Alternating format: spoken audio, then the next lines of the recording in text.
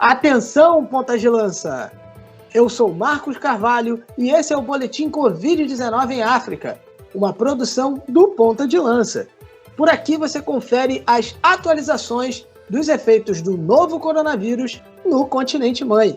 Eu já te recebo nesse 10º episódio do Boletim Covid-19, mas temos uma surpresa neste episódio. Não estarei sozinho no comando central desse programa. Apresento a vocês já conhecem, já estão cansados de ouvir a voz dele. Cansados não, porque ninguém cansa da voz deste homem. Mas está aqui comigo ele, Luiz Mãos de Tesoura Fernando Filho. Ele que é o nosso editor do Boletim Covid-19 em África. Ele que é o apresentador do Mama África FC, o principal podcast desta casa. E está presente hoje no nosso 10º episódio do Boletim Covid-19. Seja bem-vindo, Luiz Fernando Filho. Salve, galera, salve, Marcos. Como aqui na firma a gente faz todas as posições, né? A gente joga em todas as posições de apresentador, de editor, do que for preciso. Então, eu também já agradeço, né, ao convite do Marcos, quem costuma nos ouvir, né, no boletim, e com certeza chegar nessa 10ª edição é algo muito importante pra gente, né? Pra quem algum tempo atrás a cobrir o coronavírus no continente africano de forma linear, então chegar a essa 10ª edição é algo que nos alegra muito e aí vamos pra frente aí que tem muito episódio pro pessoal que chegou agora.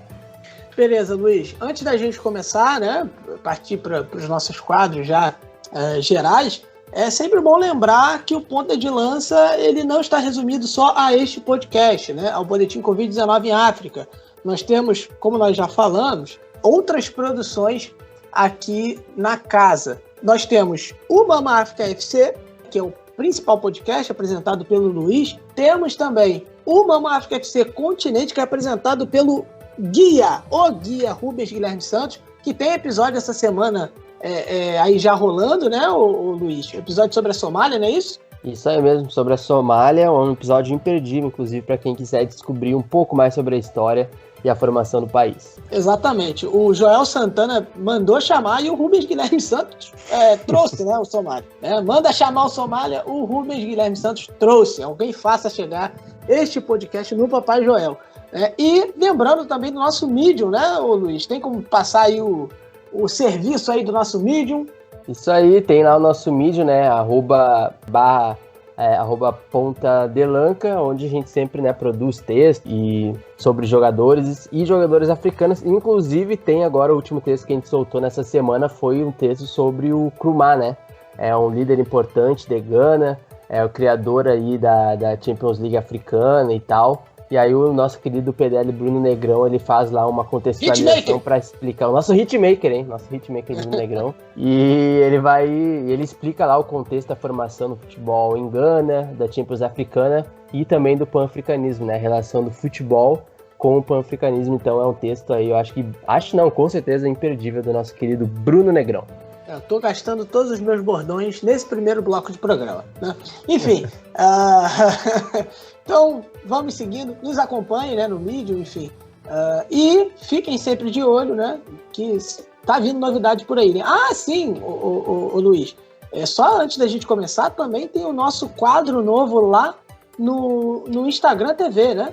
A gente começou lá, um ponto do lance, não é isso? Isso aí, Marcão. Inclusive, começando com a Vossa Senhoria, né? Lá na nossa primeira edição, falando sobre o Kalu. Inclusive, é importante a gente ser transparente com o nosso ouvinte, né? Como tu sempre é transparente aqui no Boletim Covid-19, a gente grava essa edição exatamente após o jogo do Botafogo, agora nesse sábado, nesse dia 5 de setembro, na verdade, em que ele marca um gol, né? Desculpa a Carol aí, que vai falar um pouquinho mais lá pra frente. Tu soltou esse texto, né, sobre a estreia do Kalu no Botafogo, né, durante essa semana, sobre os números dele, algo bem legal, e é um quadro, né, que a gente vai, pelo menos semanalmente, aí trazer, como já diz o nome, né, um ponto de algum lance específico envolvendo algum jogador africano, seja no Brasil ou fora do Brasil. Então dá para o pessoal nos acompanhar lá no nosso Instagram. É isso aí, galera. Então, depois desse nosso início, né, enfim, resultado do Botafogo não foi dos melhores, mas Caluzinho marcou, acabou a fofoca, meu amigo, acabou a fofoca, tá? Não vou falar de novo o calor do Botafogo. Editor, não corte, o editor tá me ouvindo, né? Editor, não corte esse meu arroubo de clubismo. Enfim, vamos nos encaminhar para a nossa numeralha. Numeralha. Bom, a nossa numeralha, você já conhece, você que já acompanha o Boletim Covid-19 em África, já conhece, né? O nosso resumo dos números da Covid-19 no continente africano, tá? A gente pega aí os números mais recentes até o dia da gravação, que no caso, hoje, dia 5 de setembro, como o Luiz já falou antes, e nós passamos aqui para vocês, tá? Segundo aí o Centro de Controle e Prevenção de Doenças da União Africana, o África CDC, o número total de casos no continente chegou a 1.275.815 casos, tá bom? A gente vai falar daqui a pouco mais para frente que o número de novos casos ele anda caindo. Então, é bom a gente ficar de olho nessa questão também, tá? O maior número de casos e mortos no continente africano continua sendo ali na região da África Austral, né? Ali o sul do continente africano. São 680.495 casos. Isso é muito caso, né, ali para o continente africano, né? E 15.592 mortos. Sendo que desses casos ali da África Austral, só a África do Sul tem 633.015 casos. Tá? Responsável aí pela imensa maioria dos casos. O número de mortos na África do Sul chegou a 14.563 vítimas mortais.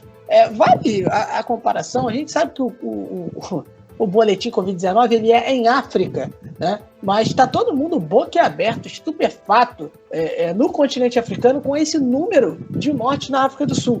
14.563 pessoas, tá? Então, assim, as populações são diferentes, tudo mais, enfim, o número de casos, mas pra gente ver, né? A gente às vezes vê algumas reportagens cobrindo, e eu digo brasileiras, reportagens brasileiras, a mídia brasileira cobrindo, e falando sobre a África do Sul, quando tem essas reportagens, e há um assombro, né, com o número e tal, e aí, enfim, eu não sei se o assombro é pela questão da população da África do Sul, eu não sei se o assombro ele é por ser na África e aí as pessoas pensam que um número desse, sendo num país africano, pode representar algo extremamente complicado. É complicado, é muita pessoa morrendo de fato, mas se a gente fizer uma comparação, né, com um outro país aí que faz parte do BRICS, né, que fica aí na América do Sul, vai ver aí que às vezes falta um pouco de espanto nosso aqui, né, com a situação desse outro país aí. Mas enfim, vamos seguir, né? Boletim Covid-19 em África. Né? Mas enfim, vamos falar aqui rapidamente também do norte da África, que é o segundo lugar mais afetado do continente. São 239.016 casos, com 8.762 mortos. A diferença aí para o primeiro colocado, né, é muito grande. E 2.442 vítimas. Ou seja, a segunda região com mais mortos na África, no continente africano, tem 2.442 pessoas que vieram a falecer por conta do Covid-19. Então, né, os números oficiais aí datam isso. Mas subnotificação e tal, vamos botando subnotificação na conta e tudo mais, os números são infinitamente menores, né, do que certas regiões. Na região da África Oriental, né, em que os números de casos realmente, a gente tem que ter cuidado para falar, os números oficiais são uma coisa, mas a gente tem países ali bem complicados nessa região, que, enfim, omitiram casos, pararam de contar, disseram que não tem mais Covid-19 no país e tudo mais, né? Então, na África Oriental nós temos 138.765 casos com 2.754 mortos, tá? Na África Central, 59.949 casos e 1.046 óbitos, ok? Então, só indo para aquele ranking, né, que a gente sempre faz, o Egito é o segundo país com mais mortes, né? A África do Sul, ela está nesse topo aí disparado. O Egito registra aí 5.479 mortes e 99.420 casos, 425 casos, perdão, já se aproximando aí dos 100 mil casos. O Egito, segundo país com o maior número de mortos na África, está se aproximando dos 100 mil casos, tá? Aí a gente tem a Argélia, né, seguindo ali com 1.531 mortes dentro de 45.469 casos. O Marrocos ele teve uma crescida recentemente, são 66.855 infectados com 1.253 vítimas mortais. Tá?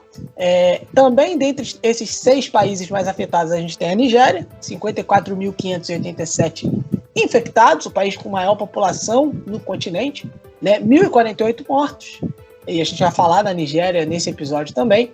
E nós temos também aí, encerrando esses 6 aí, o Sudão, tem aí 13.189 infectados e 823 mortos. Passando rapidinho na lusofonia, para a gente caminhar para o fim da nossa numeralha, Moçambique contabiliza aí 4.207 casos com 26 mortos. Moçambique que tem lidado ali com algumas questões também de grupos radicais islâmicos, tem algumas, digamos, sementinhas ali do Estado Islâmico. Moçambique vem sofrendo com alguns problemas relacionados a isso, né? Fora a Covid-19. Temos aí Cabo Verde, 4.125 casos e 41 mortos. Angola, 2.805 casos com 113 mortes. A gente não vai passar por isso, mas rapidamente, né? Angola está tendo um problema com escoamento, aí eu estou em dúvida da palavra correta, se é escoação ou escoamento, mas da produção de morangos, né? Porque existem voos que estão pensos ali no país, e aí você não consegue escoar uma produção enorme de morangos que tem ali no país, né? Então, como a gente não vai passar sobre isso no programa, eu queria fazer esse registro aí. Estamos perdendo aí vários morangos ali em Angola. Luiz, você gosta de morango? Olha, mais ou menos, Marcos. Vou ser sincero contigo. Não sou muito fã. É porque é vermelho? Também? Tá. Nosso Luiz Fernando Filho, ele é gremista, né? Tá sonhando aí com o Cavani chegando no Grêmio. A gente não sabe se vai rolar, né? Nem me fala. Já tô iludido, hein? Já tô iludido. Então fica aqui, podem postar aí nas redes sociais. Luiz Fernando não gosta de morango porque é vermelho, tá? Exatamente isso que ele acabou de falar aqui no nosso podcast aqui. Então, vamos aqui continuar. A Guiné-Bissau tem aí 2.245 infecções e 38 mortos. São Tomé e Príncipe, 896 casos e 15 vítimas fatais. E a Guiné Equatorial, que também integra a comunidade dos países de língua portuguesa, a CPLP, registra 4.965 pessoas infectadas e 83 mortos. Tá? Esses dados aí da Guiné Equatorial são da última terça-feira. O primeiro caso de Covid-19 em África, um registro que a gente sempre faz aqui, surgiu no Egito, no dia 14 de fevereiro, e a Nigéria foi o primeiro país da África subsaariana a registrar os casos de infecção 2 semanas depois, ali em 28 de fevereiro. Beleza, gente? Beleza, Luiz? Marcos, um ponto bastante importante para o pessoal entender, né, a partir desses números que tu soltou e tentando linkar um pouquinho com o futebol, que é uma área, né, que a Carol vai tratar melhor.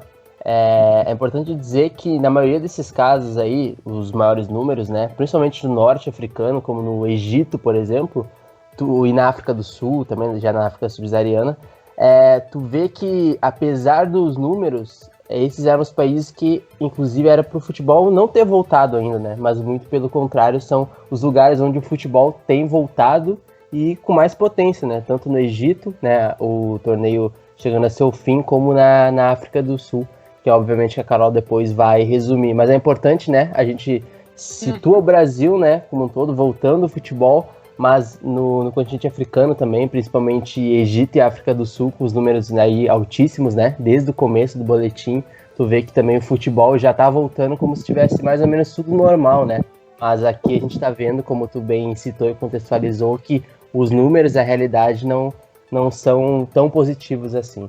Verdade, verdade. E a Carol passou aqui algumas informações já em outras edições de times aí com vários infectados, né, antes de algumas partidas, em vários lugares do continente. Aconteceu no Egito, aconteceu na África do Sul, aconteceu em outros países, né? Se eu não me engano, aconteceu na Namíbia, não sei. Mas, enfim, nós temos vários casos de vários países com times com vários jogadores infectados, aí adia jogo, demora a definir um campeonato por causa disso, enfim. Tem todo esse movimento, né, do futebol voltando nesses países. Muito, muito, muito bem lembrado aí, Luiz. Bom, agora nós vamos para a nossa tradicional viagem pelo continente africano. Vamos para o nosso mochilão. Mochilão. Bom, começando o nosso mochilão aqui, a África receberá 220 milhões de doses da vacina contra a Covid-19. Isso aí, né? E é algo que foi aí decretado, confirmado, né, pela Organização Mundial da Saúde, que disse que a vacina da Covid-19, quando for aprovada, não se sabe muito bem, espera-se que entre em dezembro, começo de 2021, ou pelo menos até o final de 2021, o continente africano receberá cerca de 220 milhões de doses iniciais.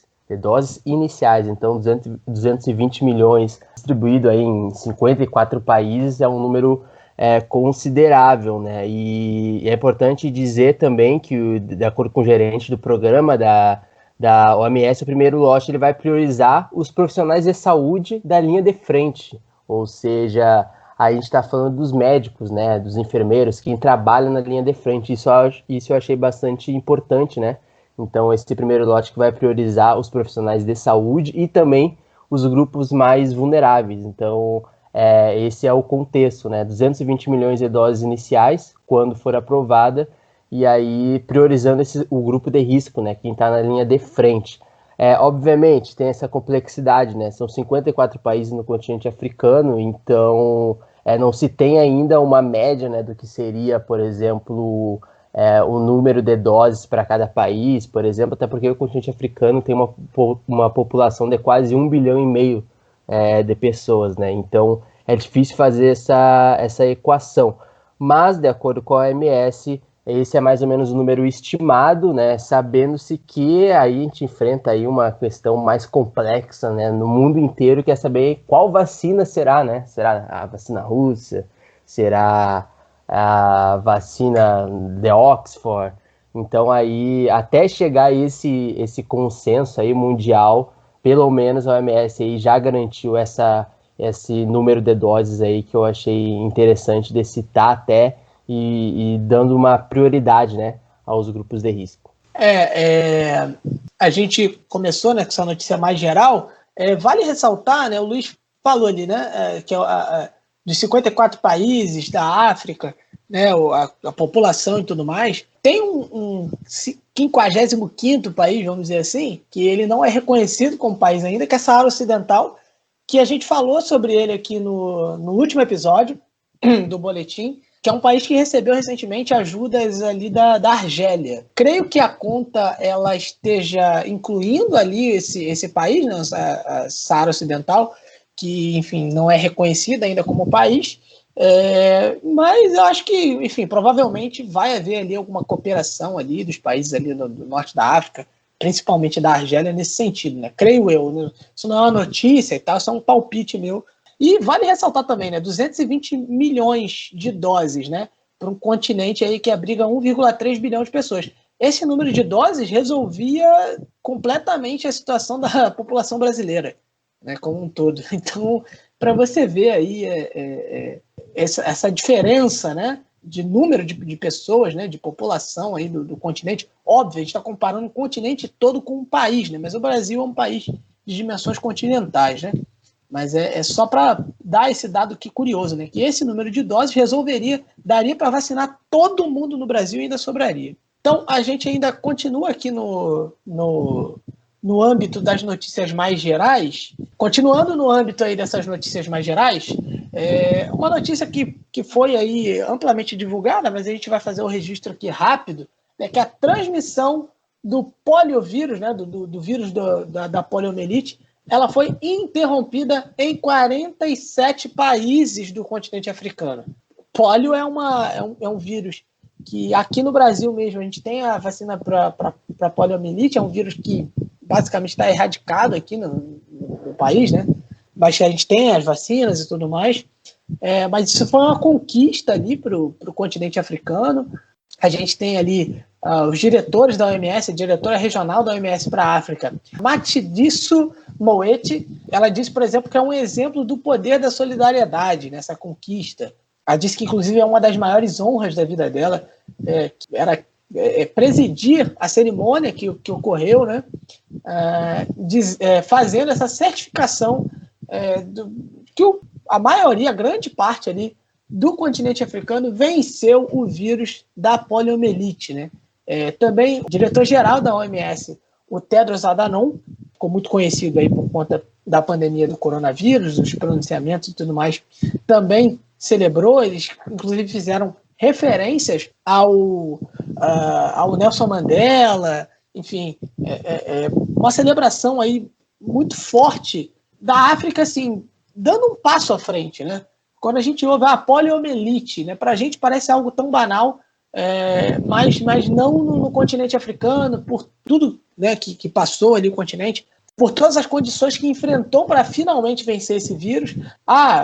O vírus ficou circulando lá porque o continente é pobre, né? E aí a gente vai entrar em outras raízes. Por que o continente africano ele tem uma concentração enorme de países pobres? Né? Enfim, e aí eu acho que muita gente já sabe o porquê, né? Inclusive, isso dificultou o acesso à vacina, né? Os países mais ricos, eles tiveram acesso rápido à vacina, mas a Ásia e a África tiveram todos esses contratempos, vamos dizer assim, para ter acesso à vacina e vencer esse vírus aí da poliomielite.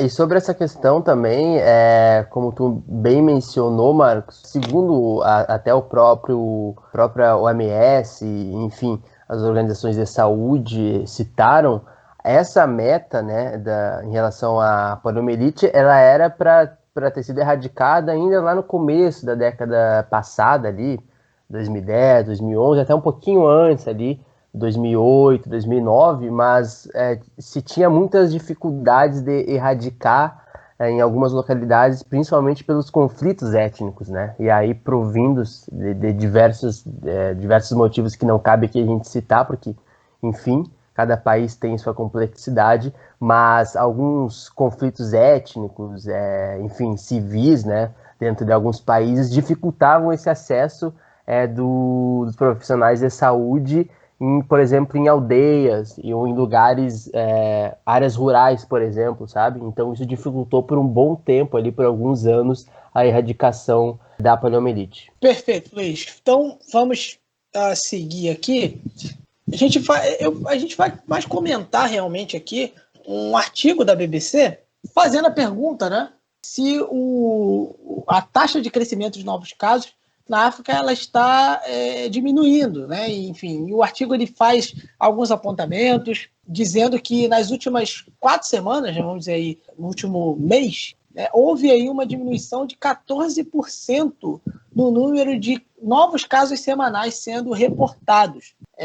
Obviamente, a OMS ela alertou aí para a questão de subnotificação e tudo mais, mas tem se observado esse movimento, né, de queda de novos casos sendo reportados. A Matshidiso Moeti, que a gente mencionou agora há pouco, ela disse, inclusive, que essa queda, né, de novos casos sendo reportados pode estar sendo puxada por esses países mais populosos, né, como a África do Sul, Egito e Nigéria, que têm reportado o menor de novos casos. Acho que agora melhorou.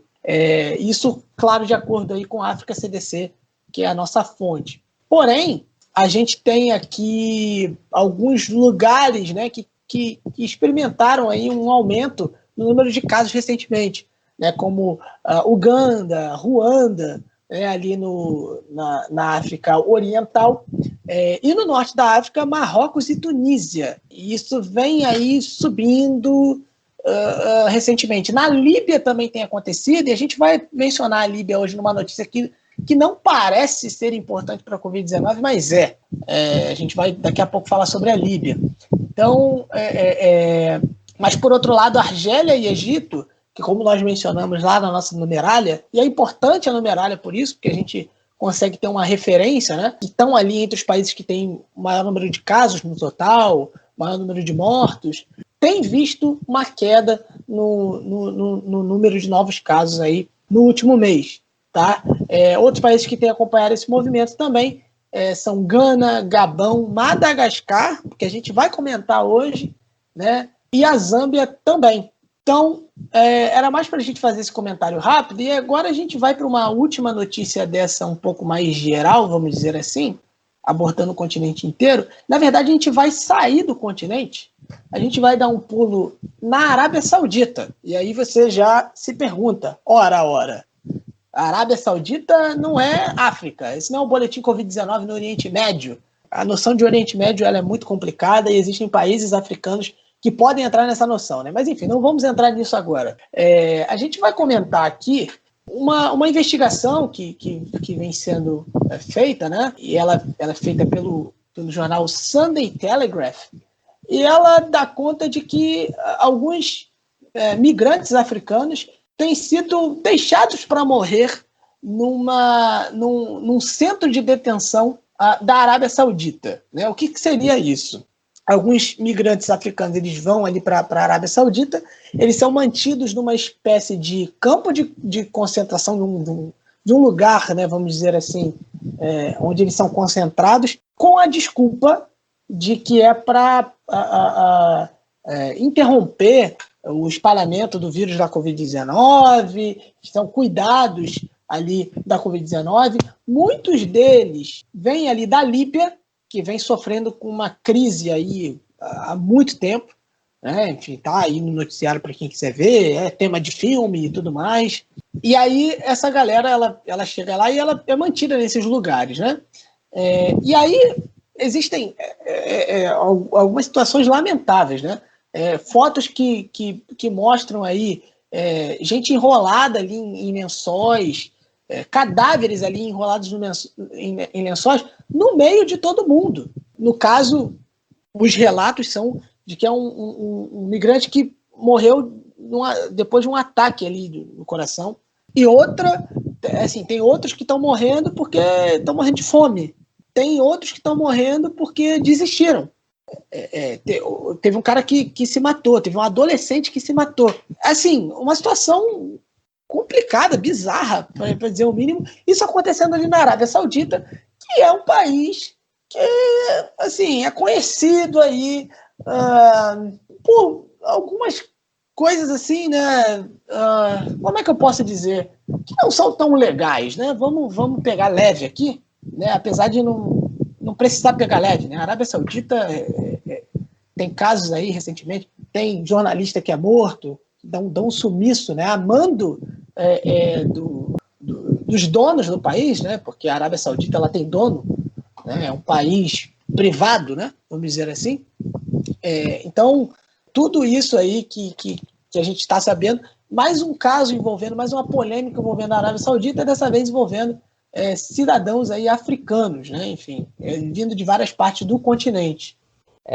E esse furo jornalístico que saiu durante essa semana até, né, pelo Sunday Telegraph, é bastante interessante e trágico ao mesmo tempo, mas muito mais trágico, obviamente, porque como Marcos, são cenas deploráveis e cenas, eu diria que, para não dizer, mas já dizendo, né, análogas à escravidão, né? Eu acho que isso que tu citou aí, com as fotos, eu acho que o pessoal pode acessar depois aqui desse episódio, são pesadas mesmo, assim, as declarações também são pesadas, né, principalmente do pessoal que está lá dentro, e aí eu não sei como o repórter conseguiu ter alguma comunicação, mas me parece que o furo parte a partir desse ponto que o repórter consegue ter uma comunicação ali por mensagem com alguns desses prisioneiros, inclusive, né, a Arábia Saudita e essa essa decisão foi, obviamente, aí, licenciada sob o governo aí do regime, né, do jovem príncipe herdeiro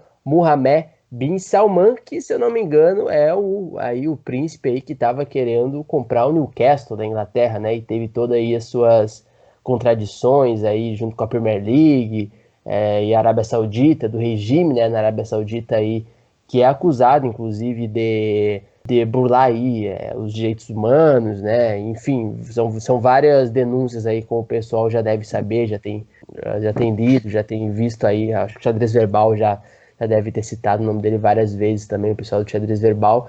Então é bem triste mesmo, e a alegação para essa prisão em massa de africanos era justamente para que houvesse uma espécie de contenção do coronavírus, ou seja, eles foram presos lá no início de março ainda, ali no início da pandemia. A justificativa é justamente essa, para tentar ter uma espécie de uma contenção ali do coronavírus, que é algo absurdo, né, e que a gente vê aí uma Arábia Saudita não só usando do seu autoritarismo, mas aí usando também a mão de obra, né, de trabalhadores africanos de uma forma bem séria mesmo, e que eu espero aí que tenha alguma, como é que fala, alguma consequência, né, mas assim, é difícil porque a gente sabe como é que funcionam as coisas na Arábia Saudita, e então a gente denuncia aqui, mas assim, ó, é triste a situação dos nossos irmãos africanos por lá.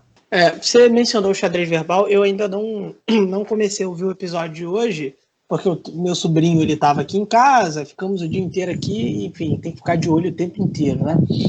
Mas fica a recomendação de fato, né? O Xadrez Verbal, sempre recomendado aqui pela casa, são inspiração pra gente, enfim, a gente ficar chovendo numa olhada aqui, né? Ficar falando do quanto a gente admira eles e do quanto a gente recomenda o Xadrez Verbal, e agradecendo aqui que recomendaram a gente mais uma vez, né? A gente não sabe ainda como reagir a isso muito bem, mas a gente jura que está tentando aprender, tá?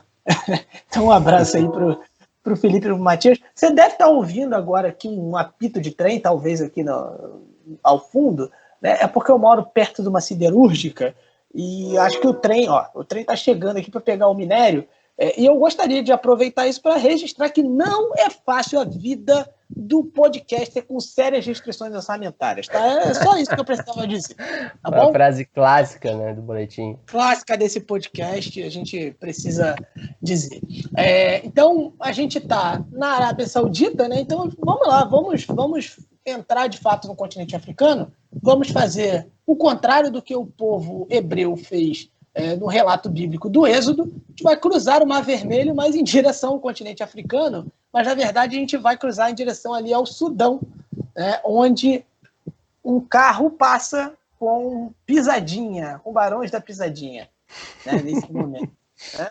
Vamos ao Sudão, onde o Museu Nacional do Sudão foi fechado, né? Isso foi uma medida aí relacionada às precauções ali contra o espalhamento do novo coronavírus.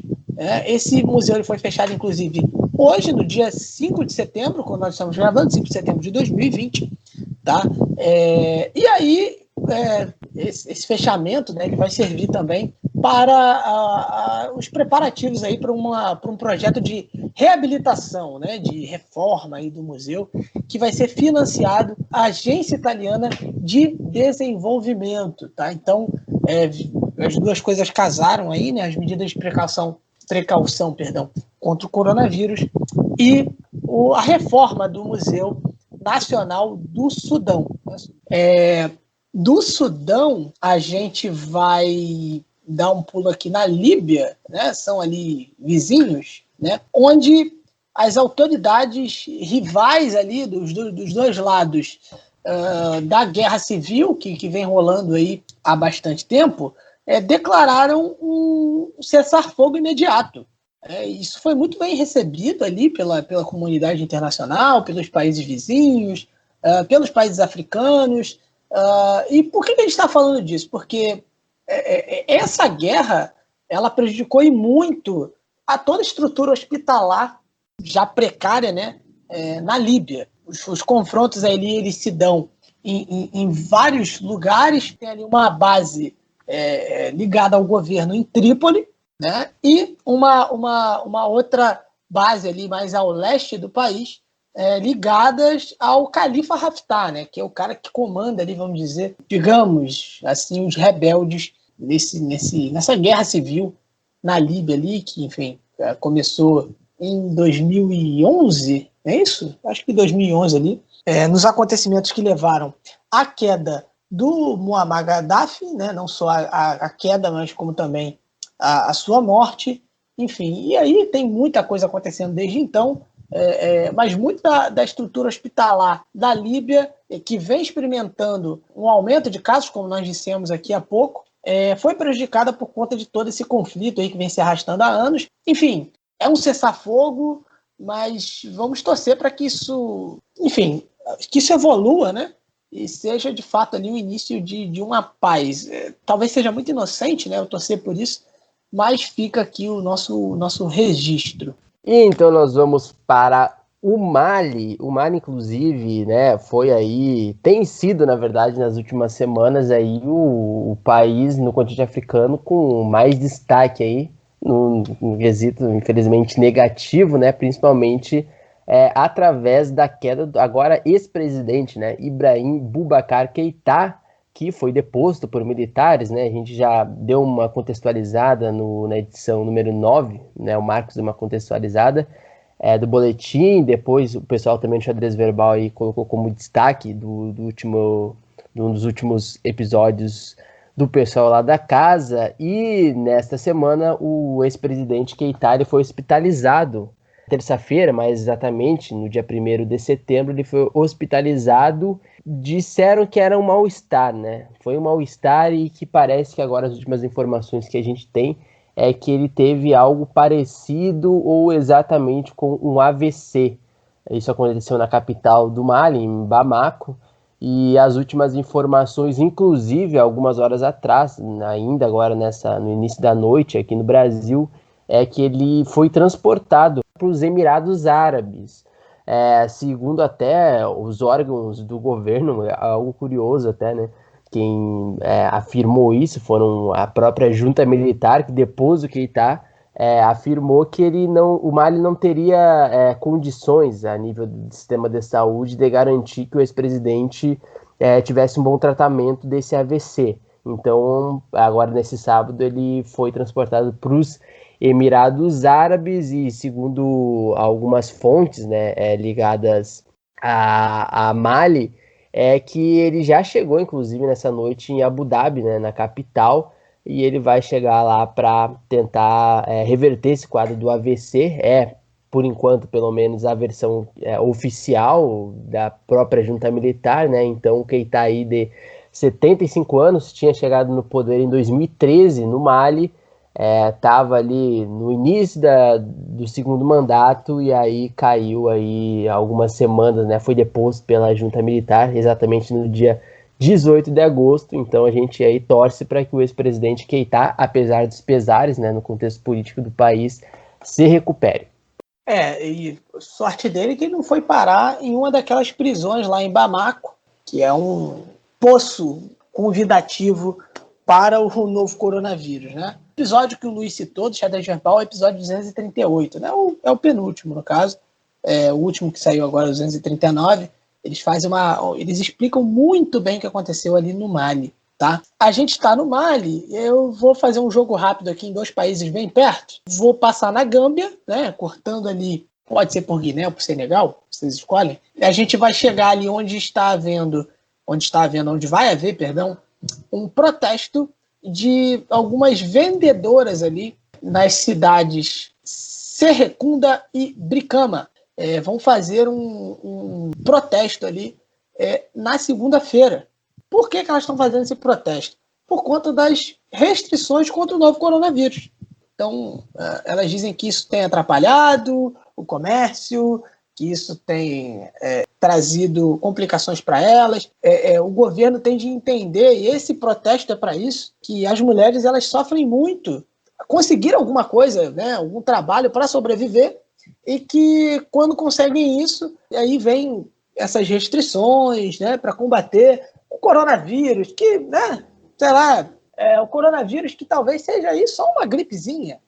Não sei. Talvez esse pessoal esteja pensando isso, né? Então, óbvio, nota de ironia aqui, tá, gente? Não preciso nem dizer, mas enfim, descer um pouquinho aqui, né? Vai cortar aqui Guiné, Costa do Marfim e vamos chegar a Gana, onde uma famosa operadora empresa aí de cartões de créditos, eu não vou falar o nome, apesar da causa ser boa, não estão patrocinando nós, então houve uma parceria entre essa empresa e a Cruz Vermelha em Gana, tá?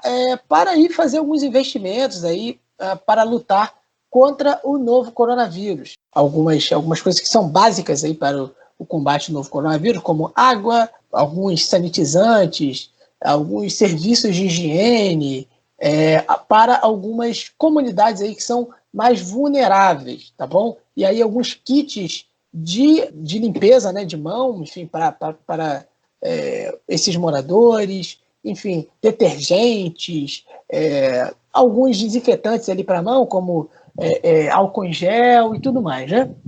Então, houve aí um comunicado aí dessa empresa em Accra, dizendo ali, né, os valores vão gerar em torno aí de $645 mil, né, nessa parceria entre a empresa e a Cruz Vermelha em Gana, tá? E isso também vai permitir a distribuição de materiais ali de proteção, né, pessoal, alguns EPIs, vamos dizer assim, tanto para as pessoas, também para aqueles profissionais que estão ali na linha de frente, que fazem os trabalhos ali, atendendo a essas comunidades mais vulneráveis ali em Gana. E na Nigéria, inclusive, o avanço, ou não digo nem o avanço das coisas, avanço, do ponto de vista do Estado, é um avanço, né? Pelo menos no estado de Lagos. Na Nigéria, as escolas já estão começando a abrir, né? Apesar ali dos números no país e tudo mais. E, inclusive, ali o Estado ele está começando a abrir um pouco mais alguns lugares. Começou ali com os templos religiosos, né? As reuniões religiosas, né? Foram permitidas, começaram a ser permitidas ali em agosto ainda, com capacidade limitada e tudo mais. E agora parece que as escolas vão começar a ser abertas aí até o final de setembro. A partir do dia 21 de setembro aí as escolas ali do ensino fundamental, né, ensino médio, vão começar a ter uma restrição menos frouxa, diremos assim. E as instituições terciárias, que eu acredito, me corrijam, acredito que sejam ali mais ou menos as universidades, né, o ensino superior, vão começar a abrir agora no dia 14 de setembro, quer dizer, daqui a um pouco mais de uma semana, daqui a 9, 8 dias. Então a Nigéria é um país aí, pelo menos ali nos grandes centros, que começa a flexibilizar ainda mais, né, o acesso aí a volta às aulas e tudo mais. E lembrando que a Nigéria, né? E lembrando que no caso da Nigéria, mas principalmente ali no estado de Lagos, ou Lagos, como o Marcos vai explicar um pouquinho melhor do que eu, que ele manja mais de inglês do que eu, obviamente, foram cerca de 6 meses de bloqueio, né? Fizeram um bloqueio, obviamente, por conta do coronavírus, e agora vão começar a flexibilizar um pouco mais. E dando uma esticada um pouquinho na corda da Nigéria, isso vai de encontro também com o que aconteceu nesse sábado, porque nesse sábado, em Lagos, inclusive, teve um primeiro voo internacional que pousou no estado depois de 6 meses desse bloqueio. E isso ali em Lagos, ele foi comemorado, inclusive. Foi um voo que partiu da Líbia, né, na capital da Líbia, em Beirute, pousou no aeroporto internacional Murtala Mohamed, né, em Lagos, e acabou sendo comemorado ali por alguns órgãos do governo, foi comemorado ali por agências de aviação, e foi um voo ali que tinha cerca de 200 pessoas. Então ele chegou no horário nigeriano às 14h30 e foi comemorado aí, digamos, como um símbolo do começo da volta, né, digamos assim, de pousos, de voos importantes, né, de voos internacionais na Nigéria, o que já acena aí, talvez, em que setembro seja o mês aí do começo dessa flexibilização que encaminha aí para, quem sabe, para outubro aí a Nigéria como um todo, como um país não só em Lagos, comece a abrir de fato aí suas fronteiras. E só para complementar essa situação dos voos aí, foi até um tema que a gente tocou no último episódio, né? Ainda assim, existem algumas companhias aéreas que estão barradas. Entre elas aí a gente tem, por exemplo, Air France, a KLM, Lufthansa, Etihad Airways, né? Assim, acho que vocês, quem acompanha, por exemplo, futebol, já viu a Etihad aí na camisa do Manchester City, não é isso, Luiz?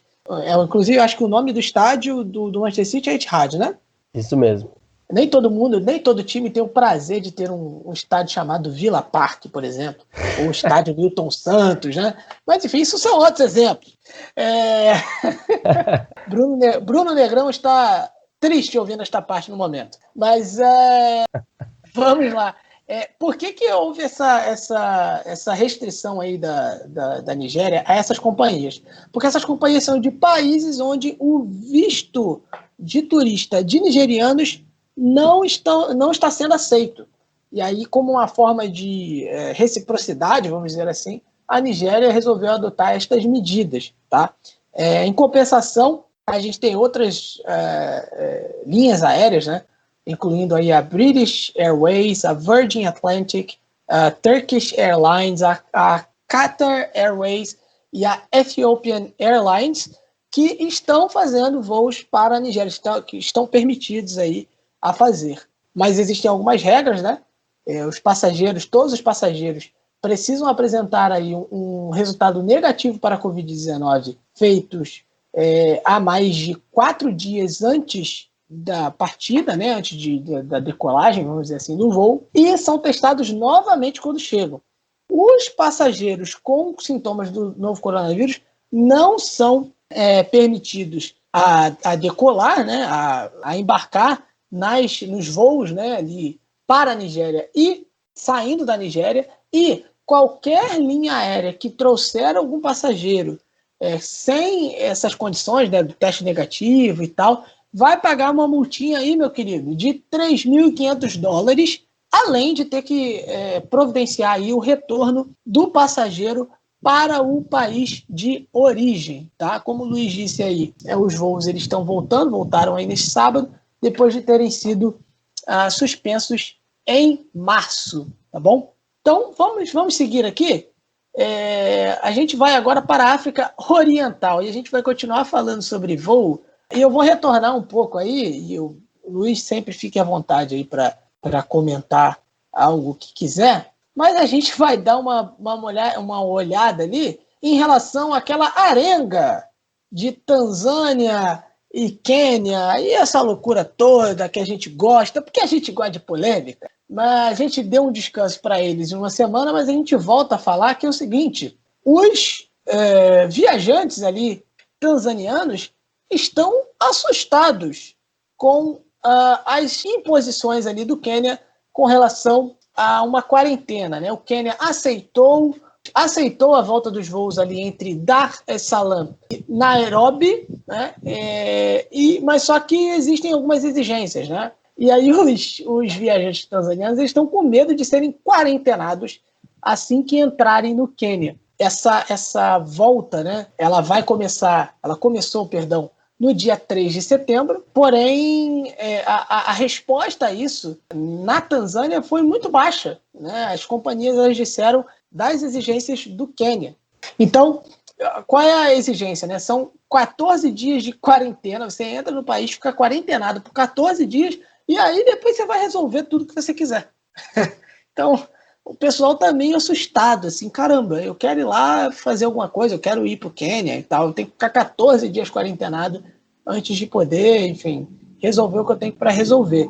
Isso também está refletindo no relacionamento do Quênia com a Somália, porque na Somália está havendo aí a mesma, digamos, o mesmo medo. A Somália também ali na África Oriental, vizinha do Quênia, né? Por exemplo, houve uma delegação ali de fazendeiros, de representantes ali dos fazendeiros e tudo mais, que foram ao Quênia para fazer negócios e voltaram com as mãos vazias.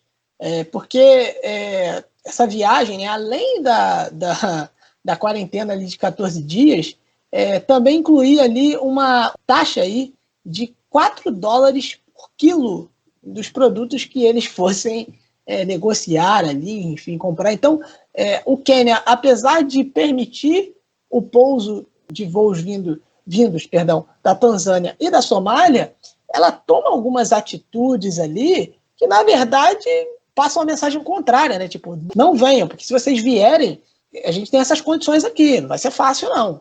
Quem quiser arriscar, venha, né? Fique à vontade. Mas todas essas condições aí estão sendo colocadas para dificultar mesmo, né? Para desencorajar, para que tanto os cidadãos somalis como os tanzanianos venham a viajar para o Quênia. O Quênia, que, enfim, teve uma notícia aí de um caso de corrupção aí bilionário relacionado à Covid-19, um escândalo, e há aí uma troca de acusações, há uma revelação ali de quem teria operado esse esquema, então é bom ficar de olho, né? Isso é uma notícia do Daily Nation, para quem quiser procurar, e só para mencionar ali mais essa questão no Quênia, beleza? Vamos para Madagascar, então? Pega aí o avião aí e conduz a gente aí para Madagascar. Diz aí o que está rolando lá. Isso aí, vamos para a pequena ilha em Madagascar. Inclusive, se alguém quiser vender alguma passagem, alguma coisa, eu aceitaria tranquilamente ir para Madagascar, tirar umas fériasinhas lá, entendeu? Conheço Madagascar, inclusive. Meu sonho é conhecer Madagascar. Por quê? Porque Madagascar é um lugar que tem uma riqueza fantástica, né? De ervas medicinais, enfim, comprovadas, né? Comprovadas. O Marcos debocha, né? De Madagascar. Mas o fato é que está havendo um pico, voltou a ter um pico. Não sei nem se voltou, porque nunca foi anunciado que teve um pico de Covid. Mas agora, de fato, não tem mais como esconder, pelo menos em números, que o coronavírus tem aumentado significativamente em Madagascar. Por quê? O Marcos já citou, com certeza, em mais de uma edição aqui, né, sobre a Covid Organics. Cara, quem ouve o boletim aqui, com certeza reconhece esse nome. O Marcos já cansou de falar, né, porque é um remédio aí elogiado pelo presidente Andry Rajoelina, ou algo assim, né? Os sobrenomes de Madagascar, inclusive, são um dos mais difíceis do mundo, na minha visão, muito difícil mesmo falar, mas esse é um dos menos difíceis. E, inclusive, assim, para vocês terem uma noção, entre o início e o final de julho, por exemplo, havia menos de 100 casos, pelo menos através da contagem, né, do governo, de coronavírus. Havia menos de 100 casos de coronavírus e apenas 20 mortes registradas. Mas o que acontece é o seguinte: no final de agosto, agora houve um pico de casos e também de mortes por coronavírus em Madagascar. Nada menos do que 15 mil casos e 191 mortes em Madagascar, apenas aí nesse intervalo do final de agosto. E isso, inclusive, colocou um questionamento sobre a eficácia, e volta de novo, né? A gente já falou isso, o Marcos já cansou de falar, né, sobre a tal da eficácia da Covid Organics, né? Por que surge como é que eu posso dizer, esse questionamento novamente? Obviamente que pelo aumento dos casos, né, e o número aí de pacientes ativos, apesar de ter caído nessas últimas semanas para 850, o número de pacientes ativos, houve aí um contexto de demissão, inclusive, do ministro da Saúde malgache, né, o Ahmad é um nome repetido, quase como se fosse Marcos, né, para a gente não faz muito sentido, mas para eles devem fazer. No dia 20 de agosto, o ministro da Saúde ele foi demitido, né? Ele pediu demissão, na verdade, perdão, do governo, inclusive alimentando alguns questionamentos acerca da eficácia da Covid Organics. Ou seja, ele saiu, né? Ele pediu demissão e praticamente chutou a porta ali. E, de acordo com o presidente de Madagascar, ele rolou uma acusação ali que ele estava sendo acusado de ter feito declarações consideradas alarmistas. E aí vocês que já ouviram, né, ali, Tanzânia, também em Madagascar, mas principalmente ali no governo de Tanzânia, né, que são governos mais negacionistas, apesar de que Madagascar não necessariamente tenha um governo negacionista, mas tem o seu processo ali. Mas ainda é diferente da Tanzânia, né, que é um governo realmente negacionista em relação ao coronavírus.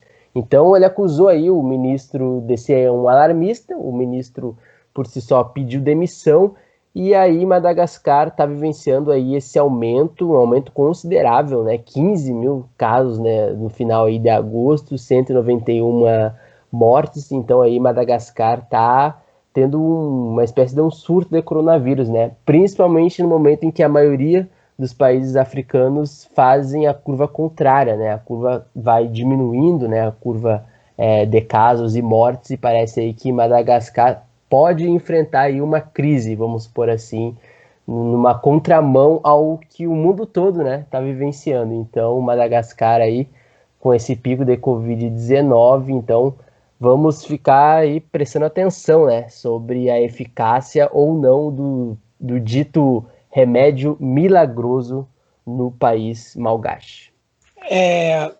Só uma observação, né, duas na verdade. Madagascar vinha até tranquilamente, né? E aí teve esse aumento de casos aí recente e número de mortes ultrapassando, e aí entende-se, né, que chegou realmente ao pico. A tendência, no caso, que o número de mortes total, obviamente, cresça, mas até que o número de novos casos diminua, né? Porque quando bate o pico, entende-se que depois o número de novos casos ele vai começar a diminuir, né? Você vai ter uma queda no número de novos casos. E a segunda observação, você falou dos sobrenomes, né? Realmente são muito complicados. Tiveram alguns aqui do decorrer do boletim Covid-19 que era difícil. Uma vez uma pessoa me perguntou, como é que você faz para conseguir falar esse nome? E aí eu respondi que eu me remexo muito. Era essa a minha segunda observação, que provavelmente vai entrar entre as candidatas aí para ser cortadas na edição pelo Luiz, mãos de tesoura. Mas essa eu vou deixar, essa o povo merece ouvir.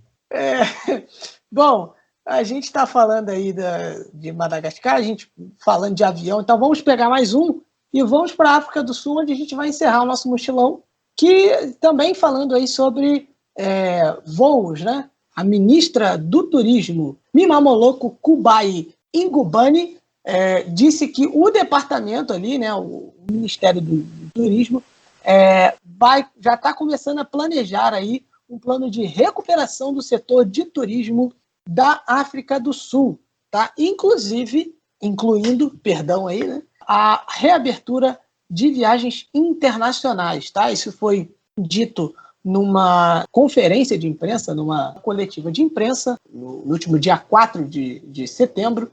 O foco, né, desse plano vai ser no crescimento contínuo ali do turismo doméstico, e, enfim, o próprio turismo doméstico da África do Sul, ele é muito rico. Eu nunca fui à África do Sul, o nosso querido Rubens já foi, mas, enfim, eu já pesquisei muito sobre a África do Sul, tenho amigos da África do Sul, né, já convivi com um amigo, inclusive, um abraço para ele, o Chris, que, enfim, ele já me mostrou fotos maravilhosas lá, de vários roteiros turísticos na África do Sul, que são muito ricos, e aí, depois, consequentemente, uma abertura para países ali da região, né? Ela fala, inclusive, de uma possível bolha segura na região, uma bolha regional segura de viagens ali na África Austral. Então, assim, esse foi o nosso mochilão, mas ainda não acabou o boletim Covid-19 em África, né, gente? Pelo amor de Deus.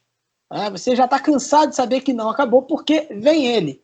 O nosso giro do futebol em África, com ela, a mensageira da bola, Carol Tavares. Manda ver, Carol. Giro do futebol em África. E aí, gente, eu espero que esteja tudo bem com vocês. Hoje eu nem vou me alongar muito aqui, porque tem coisa demais pra gente falar sobre o futebol africano, né? Então vamos começar.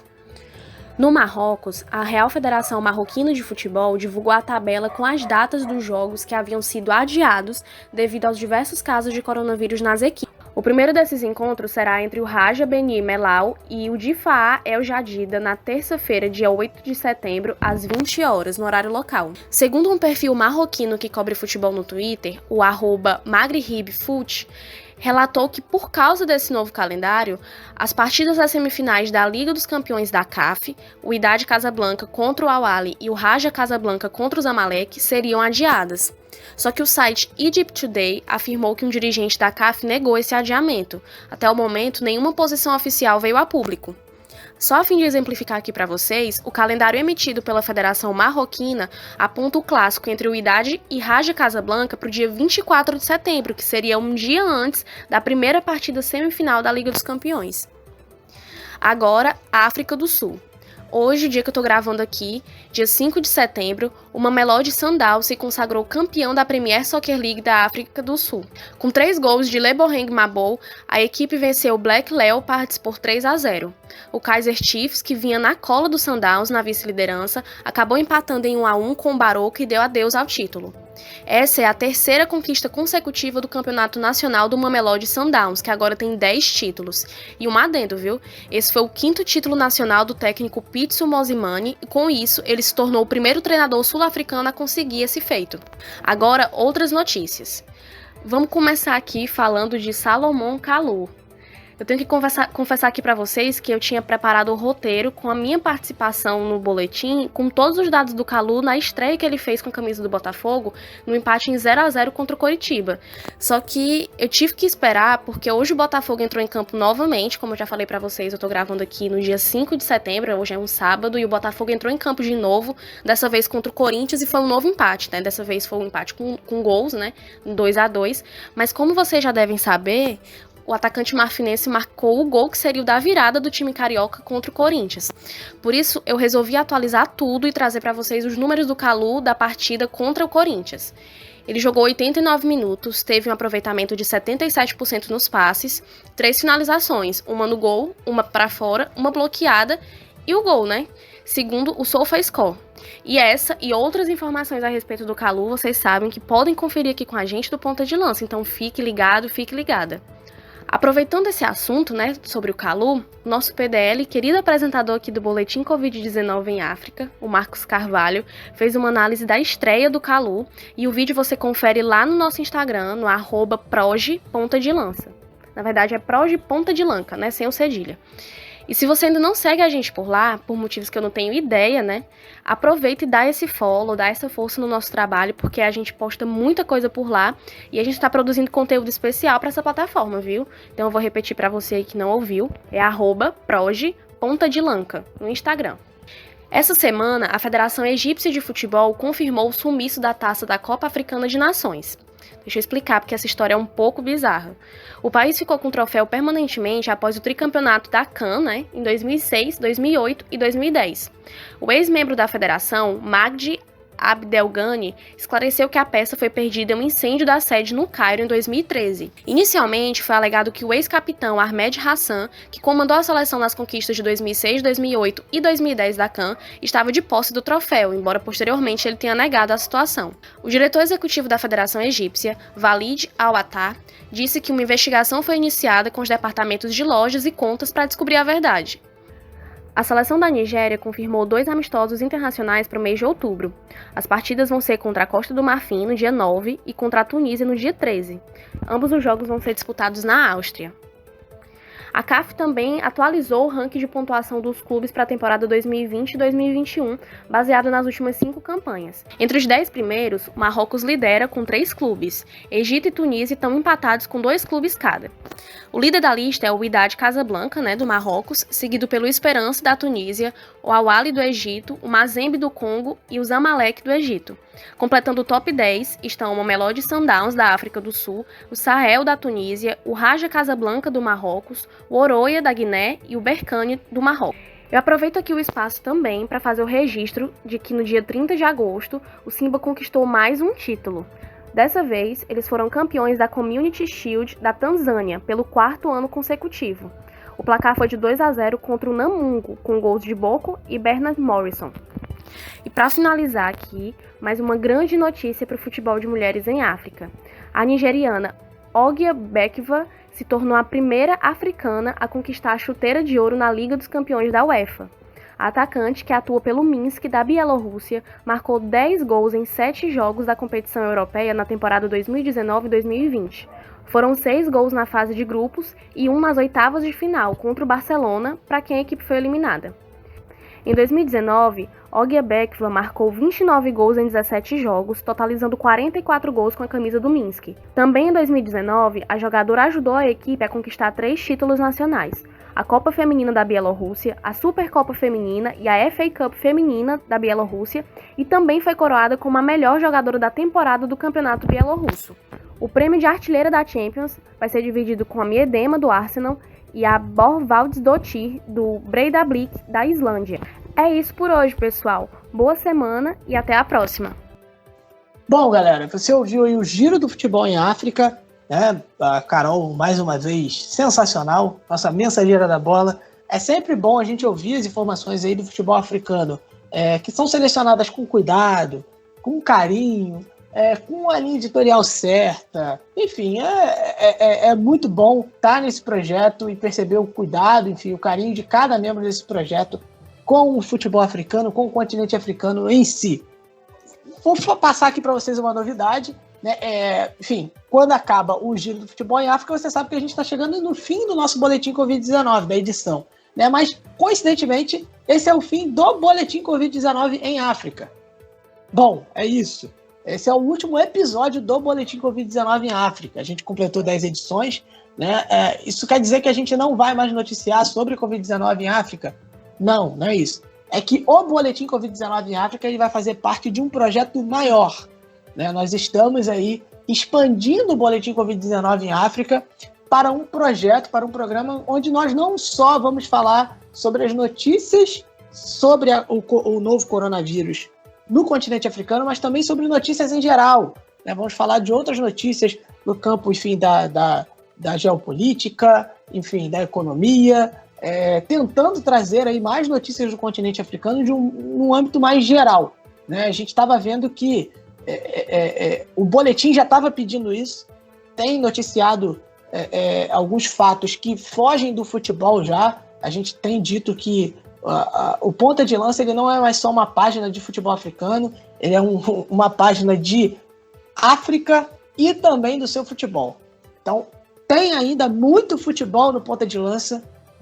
Acho que todo mundo que acompanha aí as nossas redes sabe disso, mas o Ponta de Lança vai dar um passo à frente. O Ponta de Lança ele vai avançar pensando em trazer cada vez mais informação sobre esse continente maravilhoso, que tem todos os seus mistérios, todas as suas singularidades e que a gente é apaixonado por ele, que a gente respira o continente africano. Enfim, a gente quer dar esse passo à frente e um dos motivos de eu ter o Luiz aqui comigo é porque a gente vai dar esse passo junto, nós vamos estar juntos nessa empreitada aí. Então, antes da gente encerrar esse Boletim Covid-19, de fato, eu queria agradecer a participação do Luiz nesse último episódio, dividindo a apresentação, mas o Luiz sempre esteve presente aí na edição, dando ideias, sugerindo notícias.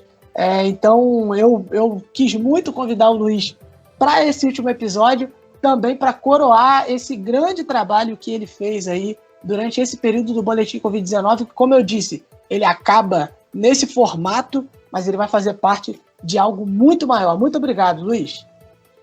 Isso não estava no roteiro, Marcos. Esse elogio do Marcos aí não estava no roteiro. Não estava mesmo, não. Não estava no roteiro, então me pegou de surpresa, mas eu faço das palavras do Marcos as minhas. Realmente um projeto muito importante, pensado, né, por todos nós, da importância da gente fazer uma cobertura sobre o coronavírus de forma semanal, né, como é que fala, bissemanal, algo assim, a cada 14 dias, e surgia muito também da necessidade mesmo da gente informar, né. Então hoje a gente agradece todo mundo que chegou através desse produto específico, né, do boletim. Mas a gente, como o Marcos disse, né, vamos dar um passo além, e eu acho que esse programa foi muito importante porque foi uma ideia, e aí rasgação de seda, né, fim da edição fica aquela rasgação de seda, mas assim, foi uma ideia pensada e estimulada principalmente pelo Marcos. O Marcos O Marcos pegou a camisa 10 e falou: eu vou jogar, me dá a bola e eu garanto. E foi isso que ele fez. Obviamente que tem ajuda, né, conjunta do grupo, mas partiu também muito do desejo, da vontade, né, do Marcos, e depois a gente alinhar essa estratégia para falar do coronavírus no continente africano. Então agradeço principalmente o pessoal, né, que sempre fala com a gente, o Mamadou Cissé, o Walter, né? O Walter é um cara que também está sempre nos acompanhando, e principalmente o pessoal novo, né, que tá chegando, que chegou nessas últimas semanas aí, principalmente do Xadrez Verbal, né, que o pessoal que nos indicou acabou conhecendo o nosso podcast. Então, para você